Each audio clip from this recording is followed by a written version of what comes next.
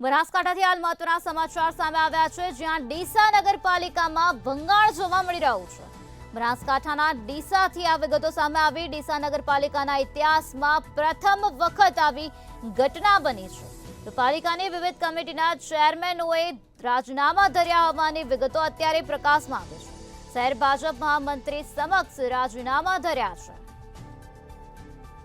તો 16 ચેરમેન સહિત ઉપપ્રમુખોએ રાજીનામા ધર્યા હોવાની વિગતો અત્યારે પ્રકાશમાં આવે છે। બનાસકાંઠાના ડીસા નગરપાલિકામાં ભંગાણ જોવા મળી રહ્યું છે। 16 ચેરમેન અને ઉપપ્રમુખે રાજીનામા આપ્યા।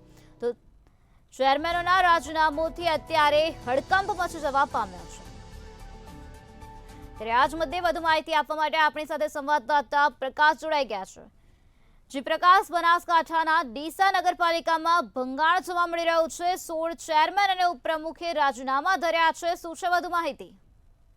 નિરાલી, ચોક્કસથી જો વાત કરવામાં આવે તો ડીસા નગરપાલિકામાં ભંગાણની પરિસ્થિતિ સામે આવી છે। પાલિકાની વિવિધ ચેરમેન સમિતિએ જે એમને રાજીનામા આપ્યા હતા, શહેર ભાજપ મહામંત્રી સમક્ષ ક્યાંક ને ક્યાંક રાજીનામા ધર્યા હતા। 16 ચેરમેન ને ઉપપ્રમુખ સહિત સભ્યો પણ સમર્થનમાં આપીને રાજીનામા આપ્યા હતા। પાલિકા પ્રમુખથી જેઓ નારાજ હોવાની વિગતો સામે આવી રહી છે। ડીસા નગરપાલિકામાં પ્રથમવાર એવી ઘટના બની છે કે એક સંગાથે એટલા મોટા પ્રમાણમાં રાજીનામા પડ્યા છે।